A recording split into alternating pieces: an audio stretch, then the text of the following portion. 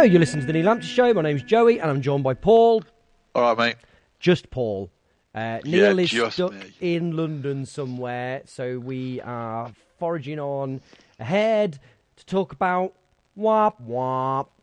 Yeah, not good. 2 consecutive 1-0 defeats against possibly the 2 most symbolic teams of the league that we're currently in. Yeah, it's one of those things, isn't it, where after we lost to Accrington, everyone's like, we've lost to Accrington Stanley. And it's like, we did, but there was like top 6, not a bad side. And it's like, we lost to Forest Green. And it's like, yeah, that really is insulting. Because like, not only are they Forest Green, they were also shit Forest Green. Conceded 31 goals, Forest Green. Not kept a clean sheet, Forest Green. Not good, Forest Green. Before we start, in an attempt to temper what is going to be a pretty rage-filled podcast, I think, before we do Moments of the Week, let's do a tweet from Ewan Rowe. Hi, Ewan.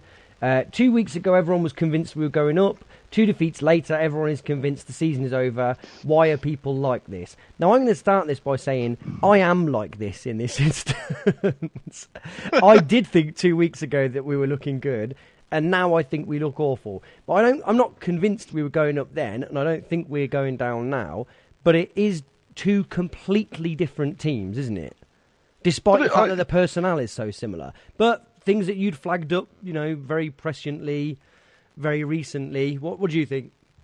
Well, it's a bit like all I've seemed to have read since Tuesday is, Jody Jones and the Duck is like, they're too selfish. And it's like, we haven't scored a goal that those 2 didn't influence by either setting up or scoring themselves since Grimsby away, the second game of the season.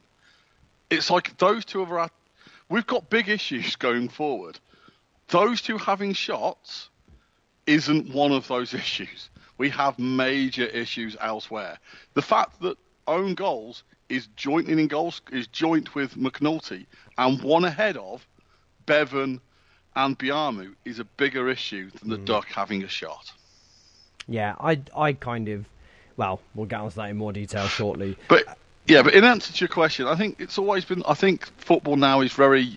Everyone's either brilliant or crap. And that's why I try not to discuss Mark Robins, because I don't mind him. I don't think he's particularly good, and I don't think he's particularly bad. I just don't mind him.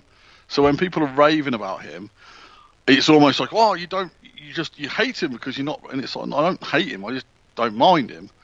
And I can imagine in the next couple if things don't start going, like, he's shit, and it's like, well, he's all right. He's just, that's just the way it is. Sometimes you don't have to particularly like or dislike a player. You can just think that's the way it is.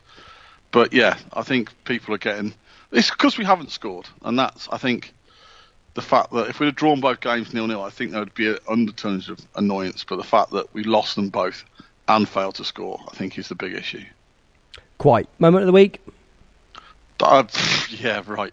I went to Accrington and Forest Green, and I saw us lose 1-0 in both. Do you think I have a moment of the week? I do. I absolutely do. Go on then. I don't think people are going to be over the moon about this, but I did think it was brilliant.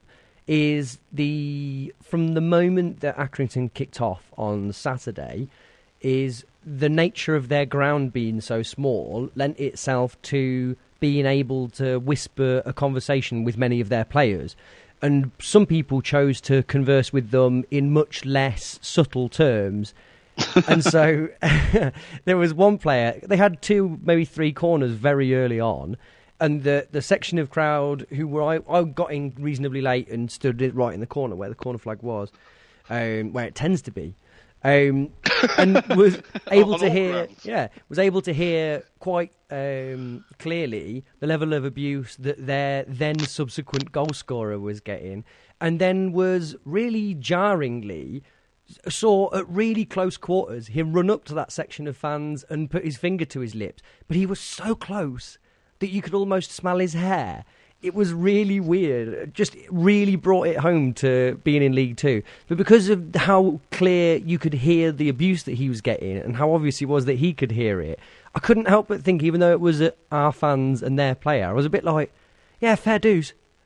Like, you know what I mean? You should be like, Yeah, I can see why. A lot of people got their knickers in a twist about that. 'Cause sort of, even Laurie was like, but I don't understand why. And it's like, yeah, I think he did that not because he has anything against Coventry City fans per se. He did that because there is one guy who clearly gave him stacks of abuse. God bless him as well. I know, and like I say, I know it's not a particularly popular opinion to favour the person in this instance. He had a smile on his face when he was doing it. He wasn't angry or whatever. He just had got dogs abuse for the first 10 minutes while he was taking corners. He had every right to come and give it back. I thought it was quite endearing. I was like, fair play. I wish I could do that to Cov fans.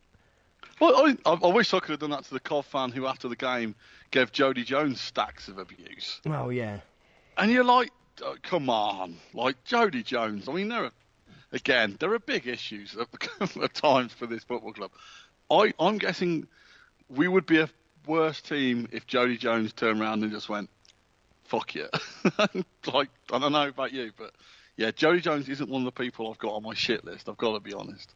Well, no, and, I see this is the problematic thing with Saturday, and you'll probably go into it in more detail on Tuesday. It's not a massive shit list situation, is it? It's just that it's not working, and we don't have enough firepower and creativity to break a hole through something when it's not going really easy for us. And at the minute, as the most predictable thing in the world, we are coming up against teams who double mark Jody Jones, and you would think, well, great, we'll just go down the other side then. But because we haven't got another side, as much as we like Devon Kelly-Evans, he isn't, he's a kid and an unreliable attacking force. I think he adds great balance to a sort of an otherwise, well, if it was, I don't even know what I'm saying, but I quite like Devon Kelly-Evans, but he's not the guy at the minute that we maybe need to give us that extra sort of cutting edge. And we've just become such a blocky, one-dimensional team. The reality is we've played 6 of the bottom 8. And in those games, we've scored 2 goals. And if we failed to score in 6 of our 14 games, if you look at the other teams who have failed to score in 6 games, the highest team I think is Crewe 17th, and they might have not scored in 6. Then it's Crawley, who are 19th. It's just the other teams who have failed to score like we have are all struggling in the bottom half of the table.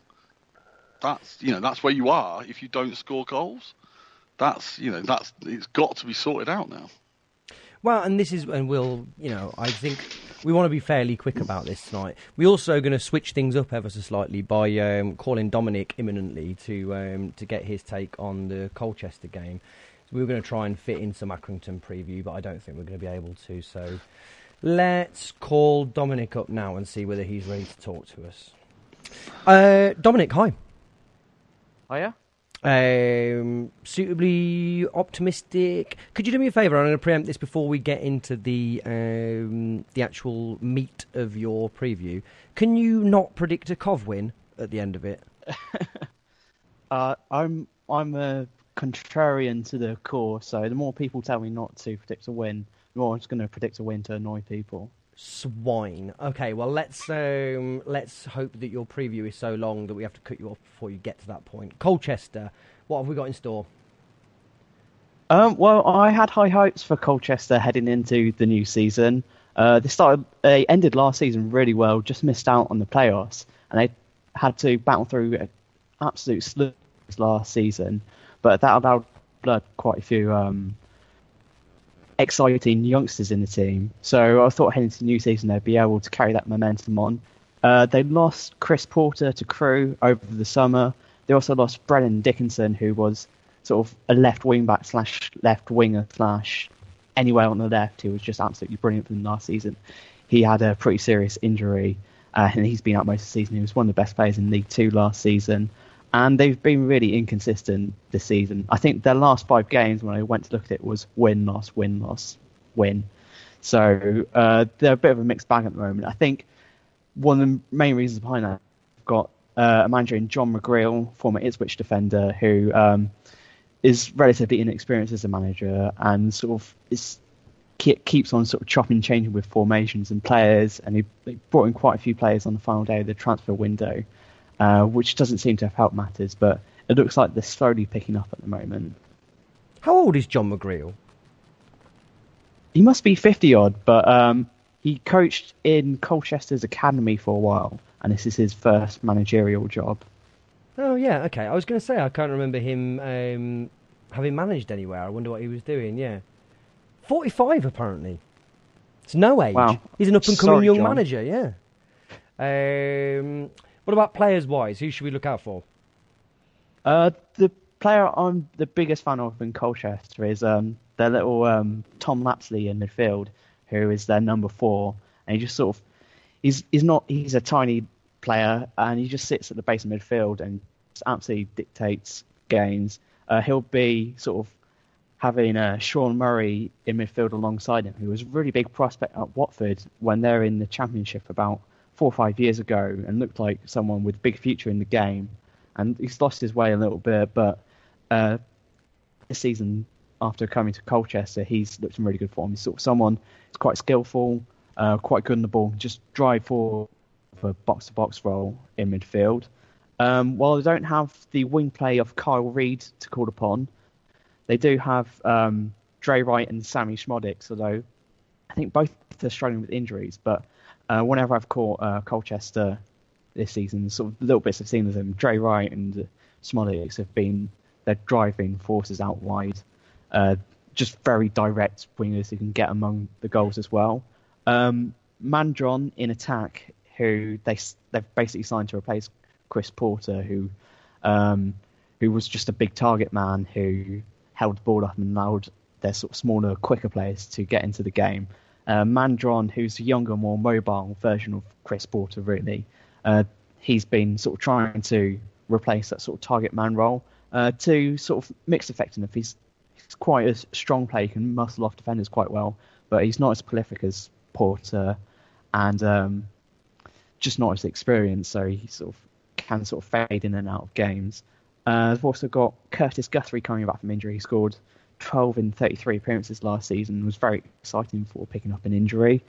And then at right back, finally, final player to really look out for is Ryan Jackson, who's an absolutely rapid wing back with a really powerful long throw as well. And Jackson was part of the Gillingham side a couple of years ago, who were challenging towards the top of League One and one of their key players. So a bit of a surprise he dropped down to League Two, really. Good stuff. Any word on how they're likely to set up or how they play? They've got quite a good midfield. As I mentioned, Tom Lapsley earlier, who can really get his forward and dictate the game. In general, away from home, they tend to set it up with a back 3, back 5, and try and play more on the counter-attack. And sort of the success of that setup generally depends on how well their sort of inexperienced defenders perform. I mean, Frankie Kent is someone who's been linked with moves to League One and the Championship over the past couple of years, who can be a very good centre-back, but occasionally has errors in his game.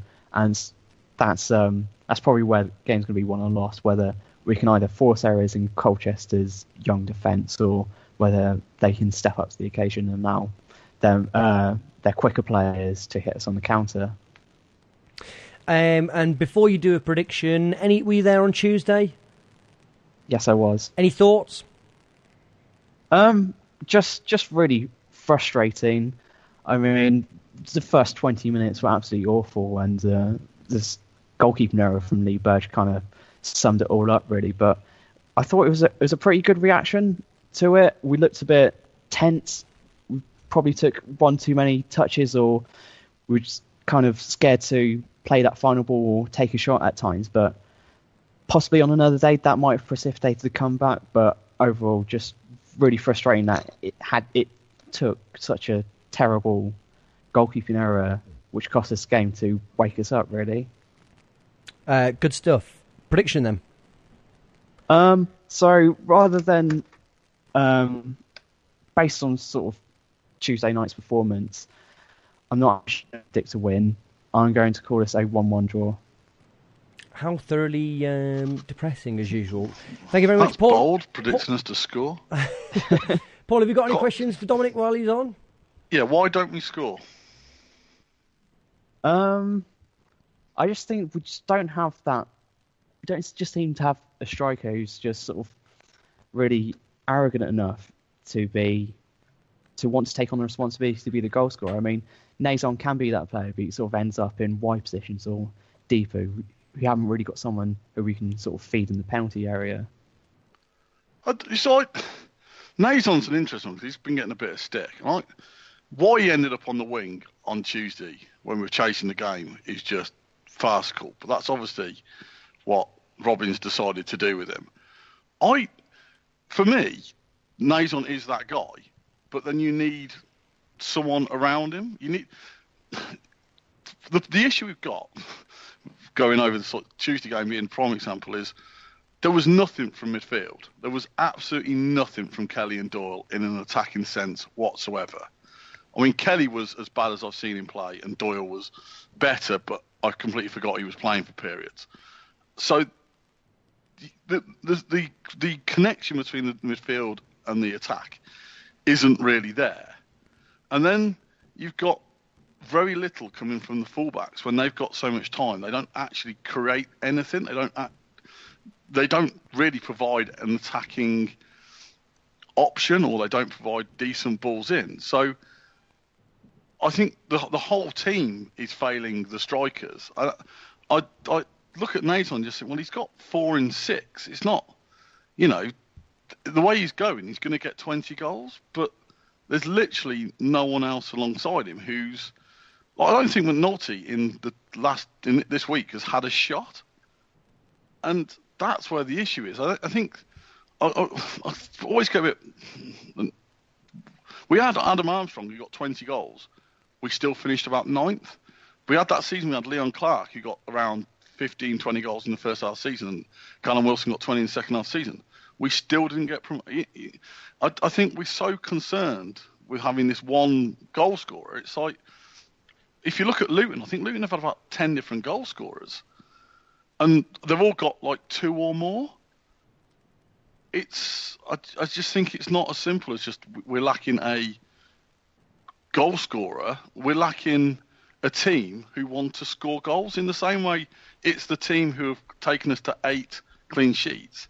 It's the team that have taken us to 6 failures to score. Dominic, your retort?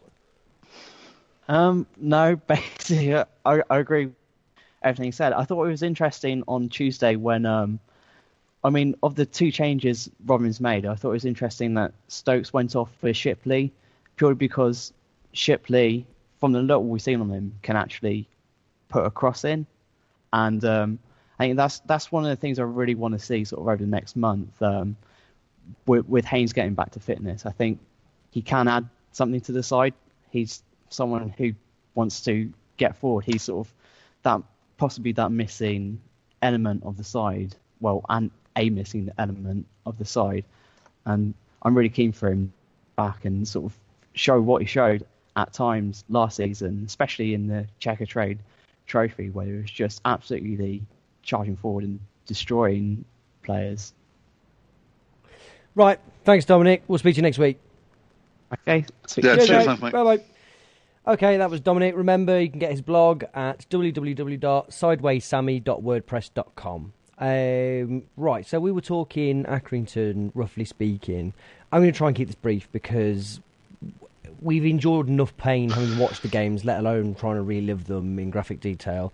The main thing that happened was Ben Stevenson came in for Liam Kelly, which was on the face of it very interesting, because I think there was a suggestion that we had all had in the back of our minds that Stevenson might add that extra sort of attacking thrust, or may have more of an inclination towards accurate forward passes. Not that Liam Kelly's aren't accurate, but that typically he is so far deep that he's not really given the opportunity, and you've wondered whether Stevenson might affect that. And in a very short way, he didn't. I felt really, really sorry for him in the way that I would normally, feel very, very angry towards a player that I liked less. I just thought he had a terrible, terrible game. I thought Accrington's success came out of long diagonal balls that they pinged into their wide players, that they use to then drive back inside and get shots away or try and work it into the box. And we nominally had a similar game plan, which was to find Stevenson and to try and ping balls into the wide players. But he just kicked it out of play pretty much every single time he had the opportunity to. Paul, I know that you didn't feel as harshly about Stevenson. I don't know whether you want to try and add some balance to this diatribe. No, I thought he was better than Doyle, who was absolutely garbage. But no, it's always difficult when you haven't played a lot of football and you could see that he was clearly either, if you're being nice, I'm going to be nice, he was trying to force the issue. Yeah. If I was being cruel, yeah, if I was being cruel, I'd say he was showing off. Or trying too hard, is what I thought you were Yeah. going to say, and I think would probably be a fair thing to say. And it's funny the way that these things boil down. If that was Marc-Antoine Fortuné, a player that I really didn't like by the end of his tenure, I would have been very, very angry with his performance. But because it's Ben Stevenson and I'm sort of inclined towards thinking that he's decent, I kind of felt a bit sorry for him. And I think the two were probably the same kind of... It's still just a very, very bad performance. I also don't think it makes him a terrible player. I also don't think it means that we should banish him from the squad and never see him ever again. It just didn't work. And I do wonder how much of that is, and, to sort of headline the main thing that we're going to talk about, does that system work great at anything other than scoring goals? And if you don't score goals... what's the point? Anyway, I think the other thing is, I did think it also showed that Doyle can't do it. You have to have someone alongside Doyle who's doing what Doyle's doing. Yeah, absolutely. Because I think Doyle isn't the player he once was, and he can't get around the pitch as much as he can. So if you're asking Doyle to do too much, it clearly shows. So I think it did just sort of show that Kelly's there basically to help Doyle do Doyle's role, because Doyle can no longer do the role on his own. I thought Doyle had a performance that I'm going to describe as the reverse Fleck. Is in games where we had fallen behind or where we needed to come back into it, I never felt that Fleck ever grabbed it by the scruff of the neck. I felt that he was a bit of a fair weather player. But the difference between the two is that Fleck absolutely had the talent to do so, whereas Doyle had all of the inclination, especially in the second half. I thought he'd bust a gut to try and get us back into it. But he doesn't have the... And I don't mean this cruelly, because you know that we're all big Doyle guys here. He wasn't the guy that we needed to drag us back into that game. It didn't work for him. He came really far out left a lot of the time, and I don't think that Stokes was a tremendous help for him, and I don't think he really got the help that he needed, but he also wasn't able to find Jones in better positions or find Nason in better positions or put crosses into Biamu's head, the sort of productive things that we'd have needed to get into that game, and they just didn't really come for him. But I think I agree with you. I thought that both of the central midfielders were poor. I at least respected Doyle's effort in trying to force the issue of getting things back going through his dynamism, and I guess it's the same description of forcing the issue for Stevenson through his errant passing. But whichever way it boiled down, it was both... It didn't work. Tragic, yeah. Other notable mentions, Jack Grimmer, who I thought had his best game for us against Barnet, had maybe his worst game against Accrington. I'm not having a go. Just sometimes it doesn't work, and it just absolutely didn't work for him again. Rob McDonald had a really torrid time. I felt that he was asked to do very weird things, especially in the second half. No, not sex things. Just things like drifting out wide and trying sticking balls into the box. And he just looked a little bit lost and a bit hopeless at times. Mark McNulty was brought on to play out wide, a decision that nobody understood and that didn't work. He had another really good chance that he managed to head wide again. I'm really, really conscious of not feeling like a one-man Mark McNulty attack machine, because I do quite like him. But I quite like him in the way that I quite liked, say, Clive Platt, where I go, yeah, I think there might be a time for him occasionally. I don't like him in the way that many others do, who still bang on about the fact that he will score all of the goals. That said, I think those numbers are coming down significantly. albeit the numbers that were so vociferous earlier in the season, insisting that he would be a goal machine. I don't hear many people saying, "Oh, actually, I thought I might have been wrong on that," but I guess that's not the real quiz, is it? That's not how football fans work. Biamu is another one. I think I'd like to see... I know everyone says this. I know this is probably unfair, but we'll deal with it. I'd like to see him work a bit harder. I just would like to see him... I'd like to see him... I know this is all kind of... People will say this is nonsense and this is blah, blah, blah. I'd just like to see him chase things down a bit, or I'd like to see him push things a bit more. It feels like he does an okay job if it's bringing the ball out of the air and trying to pass it backwards 10 yards.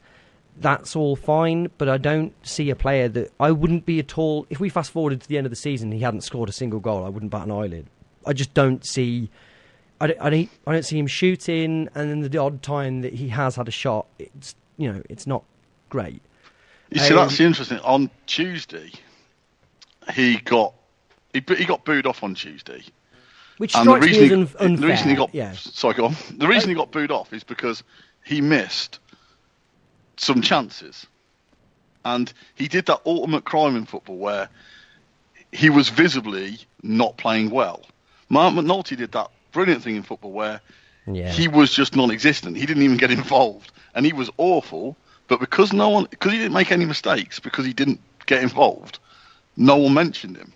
But Biamu did have chances, and I think that's the biggest problem for me is a juxtaposition to what you're saying about Biamu on Saturday. And I completely agree on Saturday. On Saturday, he didn't look like a man who was ever going to score because he just wasn't getting in positions. On Tuesday, he looked like a man who was never going to score because he just didn't hit the target. He didn't look like a striker. He didn't have that. In the same way that I think the Duck is a striker, you can tell that he's, the ball is likely to end up in the net more often than not. With Biamu, he looks like someone who isn't quite, doesn't have a way of finishing. In the same way that you remember the German lad we had, Prosowitz, whatever, It was like you could sort of see that it was. Maybe it was there, but it just never really clicked. In the same way, you look at Biamu, it's like he's getting in the position, sort of. But I also think that's the way we create chances as well. But we'll discuss that for the Forest Green match. Yeah, and I'm going to say one final couple of things, and then if that's not a weird way of putting it, and then pass it over to you. Leave the best till last. I thought there was a moment that I thought was really well summed up what happened on Saturday, which was right towards the end of the game. Jody Jones picked the ball up on our right, and there were players in the box, but there was a lot of players in the box. It was the 91st or 2nd minute, and there was no massively clear pass on, but he didn't attempt it. He just kind of fizzed one over the bar. Not a million miles over. It was a decent effort, but it was over the bar.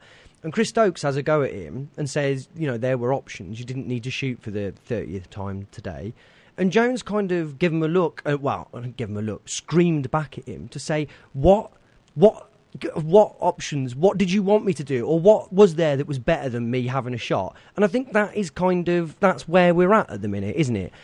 We've been like that all season, but it's managed to, through fortune or whatever, it has been okay that relying on Jones and Nazon has been enough to take us through a lot of the games.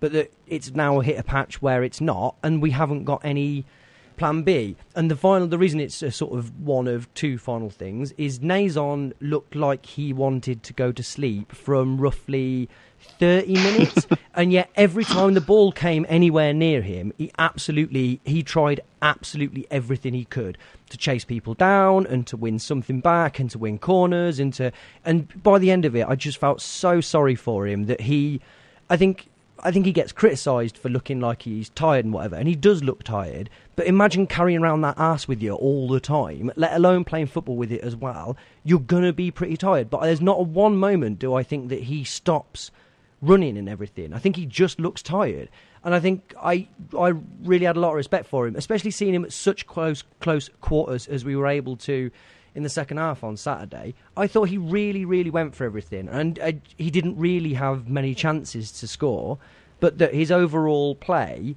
I thought you're a pretty good player, and that you're really trying, and I think I like him. We could do with the problem, I guess, is that we have, I don't mean to keep having a go at him, but we've got more McNultys at the minute than we've got Nazons, and that's probably the big thing of our attacking problem. You'll want to talk about the sort of the Nazon McNulty attacking axis of evil, aren't you, for Forest Green, presumably?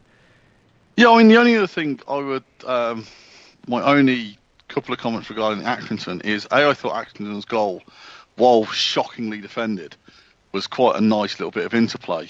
Yeah. And it, Devin Kelly Evans, and I know, remember in the last season, anyone could talk about was, Jody Jones has only got one foot. He's all left foot. Devin Kelly Evans just was all right foot. And the reason I say that is because he was playing on the left wing, and every time the ball came to him, he knew that he sort of had to let the ball go across him. But because he was on the left wing, he always tried to take the ball. And I think he's lacking a bit of confidence now because things haven't gone his way the last couple of weeks.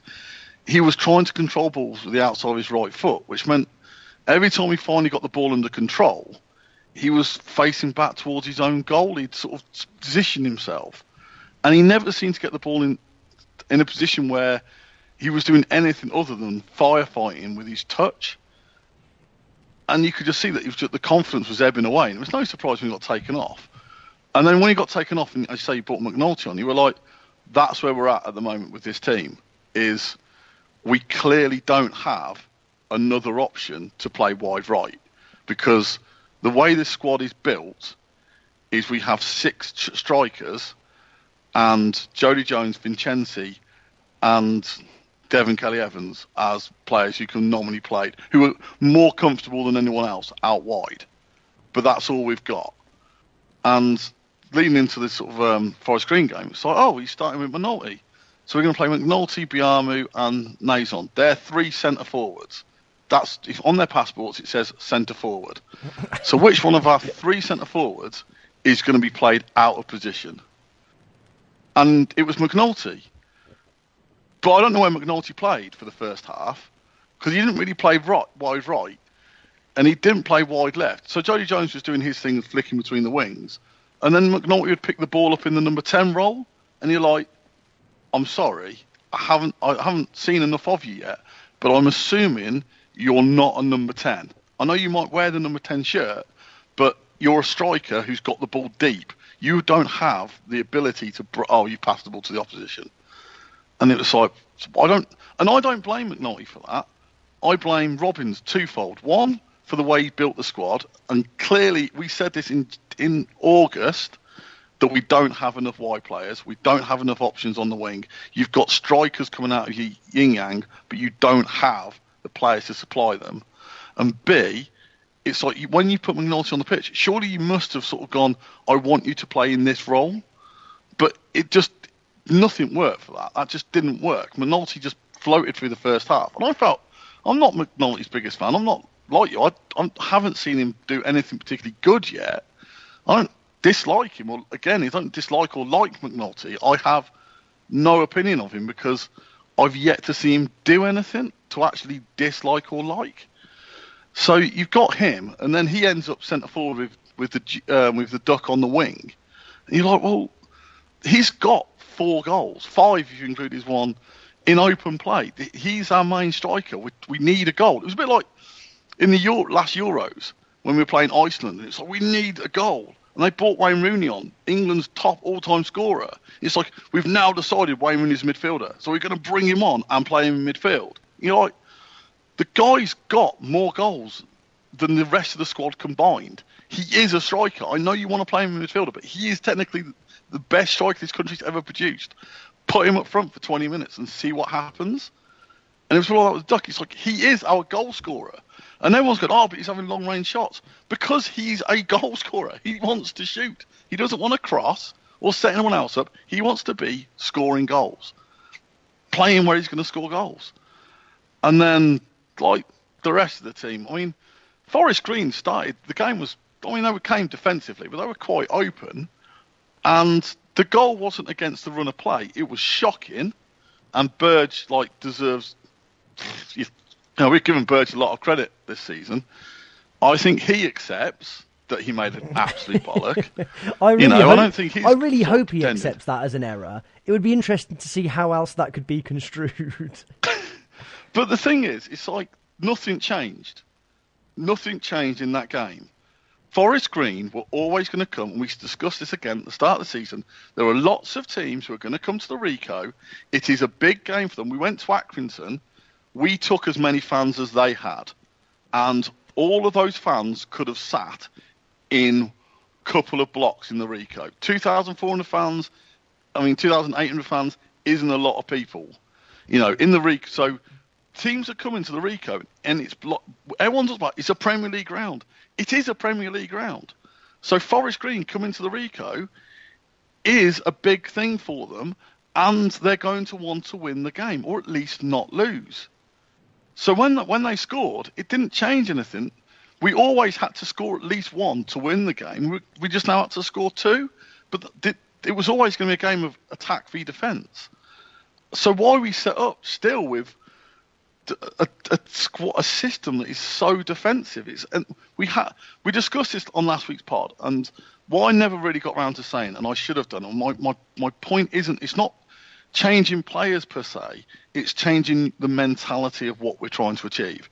And our mentality is we want to keep clean sheets. Our first remit is to keep a clean sheet, which is fine, is an admirable thing.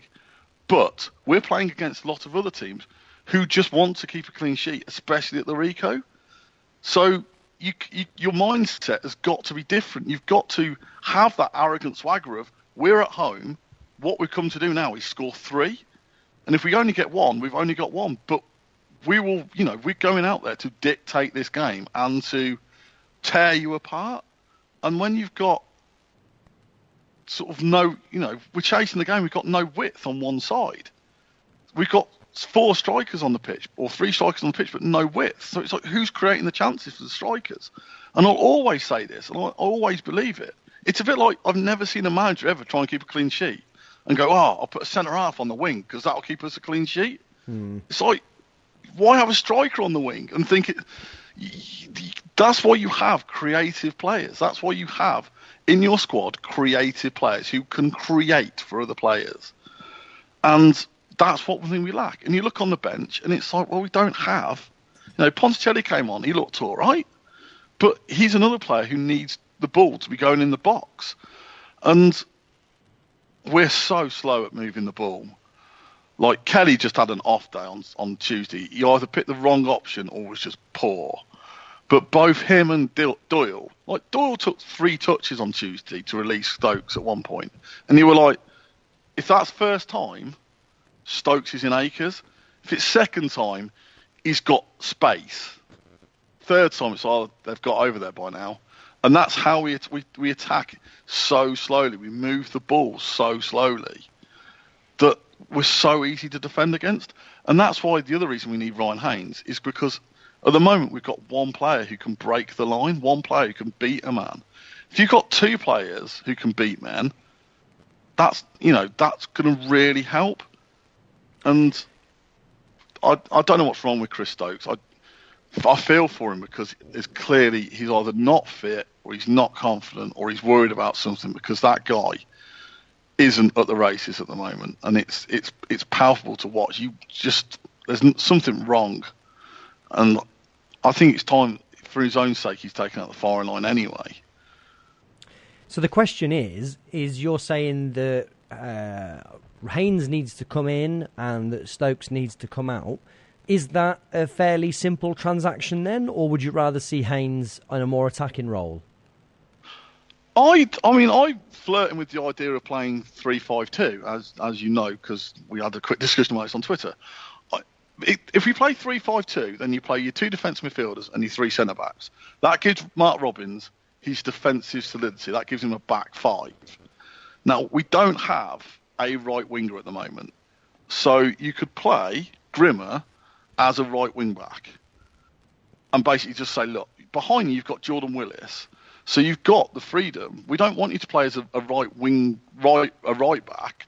You've literally got the freedom to get up and down the pitch, because Jordan Willis is lightning quick. used to play right back and can cover you. On the left, you've got Ryan Haynes, and again, you could have Chris Stokes behind him. It's like, it's all right. Behind you, you've got Chris Stokes, who's a left back, so you can go up and down the pitch. And then I'll put Jody Jones behind two strikers and say, Jody, depending on where the ball is, you can either drift left, and you've got Haynes there, or you can drift right, and you've got Grimmer there. So you can go out on the wings and find the space, but if you're in the middle, you can find the space there. It's technically up to you where you think you can hurt the opposition. And then you have two strikers. And then, that's, for me, look, with the squad we've got, it's not the ideal situation. It's not the ideal system I would play.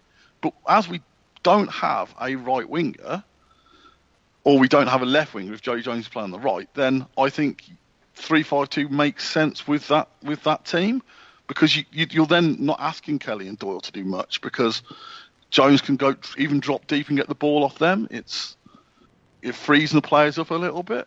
But if he's not going to do that, then I probably would put Haynes on the left wing and have Jones on the right.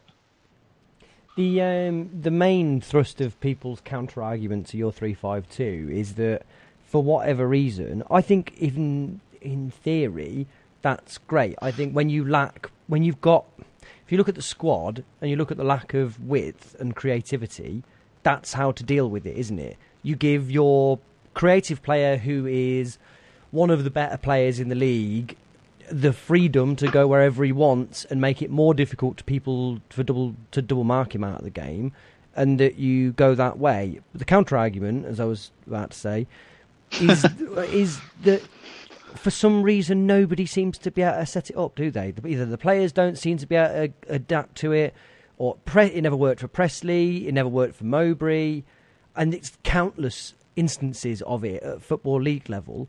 Interestingly, Robbins played three at the back for Scunthorpe while he was there, but then he also got the sack eventually. I don't know. I agree with you. I think that's a sensible way of doing it, but it's a curiosity that English teams seem so ill-equipped to deal with it. Do you know why? Is it particularly more difficult to do, or what? Well, I think it requires people to think a little bit more. If you're playing centre half, then you normally, especially in the lower leagues, if teams tend to play 4-4-2 a lot more, especially as we come down, we've noticed that. If you're a centre half, all you ever want is you want to have someone to mark. You want that personal battle. So if you're a right back, what you really want is a left winger against you, directly in front of you. Because, okay, here's my man. I don't have to think of what I'm doing defensively because he's my man. And I don't have to think offensively because I'm just going up and down the wings. And I know my roles. So that's very simple. If you're a right-hand side of a back three, your job isn't just to man-mark someone, it's to move across into space and be aware of what space is there. And also relying on your centre-half alongside you to move over to where you are to take your man. So basically, you're zonal marking more than man-marking. You're adaptable to the situation as it unfolds in front of you, rather than you don't have to think for a couple of minutes because, I'm stood next to their number 9, therefore I'm stood next to their number 9, my job's done. So I think it just requires more intelligence on the pitch. It requires more and it also, the big thing is requires the manager to give players a bit more freedom to be out of position, because you'd relying on someone else to cover them. So your footballing freedom is given in the fact that you're given enough license to be out of position in the hope that how you're out of position affects the game positively, because there is someone behind you who's covering where you're not meant to be, which, as I said, makes sense if you play Kelly and Doyle, because Doyle can always drift left to cover the left-hand side if Haynes is out of position. So, it could be a very solid back five, which would then give us 5 players going forward and would give us a bit more dynamism. But I agree. I think teams are very reticent to play it, and I understand that as well, because it does take. You've got to stick with it. If you're going to go with it, it's like, I'm going to stick with this now until Christmas, and then in the January transfer window, I can then assess my options. The problem is we don't have the players to play 4-4-2, because he's going to have to play a striker on the wing, and I don't see, not in in that way that McSheffrey was a striker playing on the wing, which you sort of got because he had a natural aptitude for sort of playing that role. I don't see a striker in our squad who has the natural attributes to just drift wide, unless you start, at the age of 34, you convince Bevan that his days of the goal-scoring centre forward are behind him. But with McSheffrey, it makes sense because, weirdly, it's not even necessarily about being wider out. It's about having a run ahead of you before you get the goal in front of you. And that almost means dropping further back or dropping further wide. It's almost, we go back to one of our favourite Neil Lamptey Show cliches, the redundancy of attacking formations. If you've got a quick player who can cut inside and hit one, then they're likely to adopt that position anyway. And it's just still a striker, isn't it? Really, it's about, the word striker to me sort of denotes how much defensive responsibility they've got, rather than this very specific element of where they pick up on the pitch. We've talked about Lukaku and stuff before, is that especially at Everton, he spends loads of his time out wide, doesn't he? It doesn't mean that he's any less of a striker, but McNulty doesn't have those qualities, and Nazon really doesn't have those qualities. I don't think. I really think he wants to be as close to goal as possible and use his upper body strength to buy him a yard of space to get an early shot off. I don't think he really wants to do anything other than shoot, does he? And I don't think that's the end of the world, because we've seen him score some good goals and enough goals that make him look like a decent attacking threat. I agree with you about the formation, and I think it will be a biggest test of whether Robbins listens or not if we're going to play Colchester on Saturday. That's how we set up. I mean, we all know he does, and he's, But I think also, when we discuss this, we've discussed this in our personal lives, is you go back, people still going on about his previous reign here.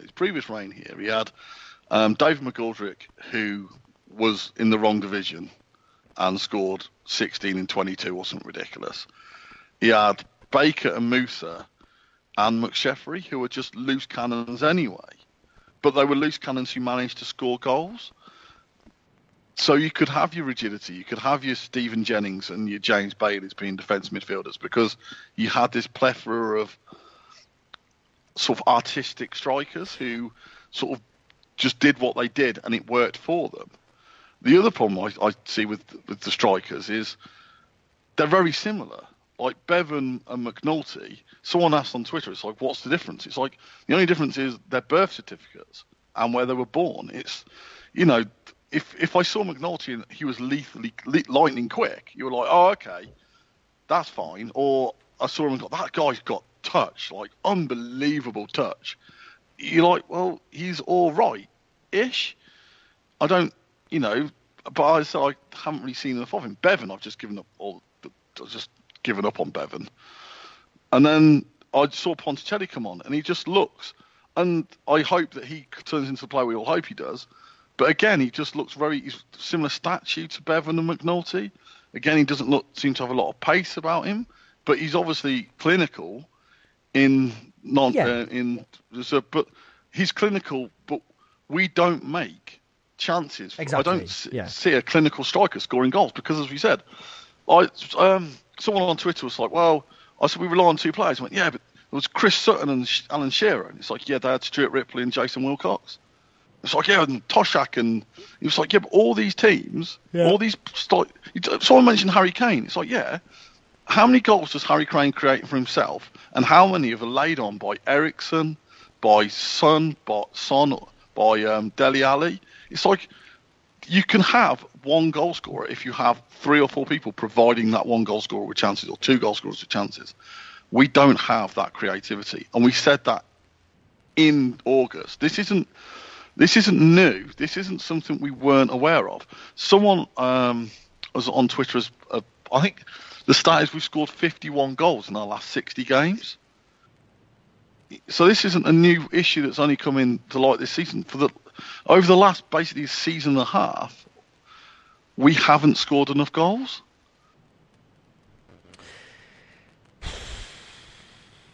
Shall we? And on that cheerful note, shall we finish it up there before we all harm ourselves? but I think we also have to take on the positive side. We know this is an issue, we do sort of have some players we haven't tried yet, like Kwame Thomas. We are hoping that Ryan Haynes comes back. We're still only, we've got issues, but we're still 9th in the table or 8th in the table. It's, we're not dropping down the division like a brick. It's just, there is ability in this squad to take us forward. It's just, I think Robbins has to take a step back. Say, I can't play my 4-4-2 unless he reintroduces Vincenzi back onto the pitch. That's his next logical step, goes back to Vincenzi. Yeah, I mean, the question is whether it's his logical next step or our logical next step. To me, it's true. I think really it would have been nice to introduce. I want Ryan Haynes to play a more advanced role, be that as a wing back or be that as a wide attacking player, and I think you could rotate him and Devon Kelly-Evans depending on the situation and the opposition, etc., etc., and make a good fist of that. What would have been better and nicer is if you were in a situation where you weren't introducing Ryan Haynes into a new position and saying, hey, actually, you've got to be really good really quickly because we're really struggling to find anything else. You would have liked to have had him have a bit more chance to bed in. But there were periods last season in the few runs of games that he got where he looked like he might be able to stride gazelle-like through defences in League One. And you would hope that his pace and physicality, which is so in so short supply in League Two, the pace at least, could see him making a real difference. But we'd still need him to do more than just break the lines. We need him to put decent balls in, and I think that's sort of been 50-50 in the past. I just think, I know we've already said it, it's just for me, the striker situation is a bit of a red herring, isn't it? I think the problem is that we're just, like you say, one, we are, mentality-wise, we are too deep to really force the issue particularly. I know that we've said force the issue about 50 times. I apologise, it's just on the mind, clearly. And secondly, that once we do get it into a decent position, that final bit of creativity is not quite to the standards of Kevin De Bruyne, who's the man of the moment. I think my final point on all this is there are very few, even against Forest Green, we're playing Forest Green at home. We're losing with 5-10 minutes to go. The next 5-10 minutes, we should have about 15 corners. We should be camped in their half. And we just never were. We stuck at playing, even because we took Biamu off, and it's like, I know he got booed, and I didn't agree with his booing. Not because I thought he had a good game, but because I thought he was giving us something that other players weren't. He was giving us not an aerial dominance, but an aerial contribution. He was winning things, or he was making life more difficult. And when we took him off and brought on Ponticelli, and this isn't a criticism of Ponticelli, it's just a natural fact, he's just a smaller, less physical guy. And they were like, with 5 minutes to go, just shove Rod McDonald up front. Properly just go, if they can't we lose this 2-0. I'm not bothered, but we really need to get back into this game. And it's that sort of, we don't force, and I've said this for years, we've been doing this, we don't force 5 or 6 corners in the last minute. And all I remember is we played teams like Leeds, when Leeds came to the Rico once, when they brought about 4,000, and we were winning, and they had sort of about 8 corners or something in the last minute. So we played Wolves once, I think we beat them 1-0, and they got a penalty late on that Westwood saved. And all I remember from that is them basically having a barrage at our goal, and it was last-ditch headers, and Forest Green they weren't really sort of last-ditch, this is do-or-die stuff. We had a lot of shots outside the areas they blocked in nice blocking type ways, but it wasn't blood and guts thunder stuff, and that's where we're at. We don't lay siege to a goal. We sort of basically pepper it with long-range shots, and it's that'll do. And it's well, obviously their keeper could do a Lee Burge and just flumble it into his own net, but you've got to do better than that against teams like Forest Green. As I said at the start of the show, they haven't kept a clean sheet all season. They've conceded 31 goals. This isn't me having a go. It's we could have played anyone in that position, and I'd expect us to win. So it's not a case of, oh, we've lost Forest Green. It's a case of we lost to the team that were 21st in the division, had won once. They got hammered 4-0 at the weekend. They're a shit side, and we never really camped in their box. Cool. Yeah. Well, there we go. Right, I think we're going to wrap this up then. So, if you have a hankering to do some reading, I've already mentioned Sideways Sammy, which is Dominic's blog. Then, of course, there's the ever-difficult CCFC, which I'm sure you're aware of by now. And skybluesblog.co.uk for everything that's going on with Neil. This would normally be the point in the show where I ask him what's going on and he just says, usual stuff. And that's that. We'll be back next week, probably on Monday. Probably. I'm on holiday, so you can do what the hell you like next week. Oh, yeah, of course you are. Okay. Right, I think that's everything then. All right, cheerio, folks. Cheerio, Paul. Yeah, cheers, mate. Bye. Bye.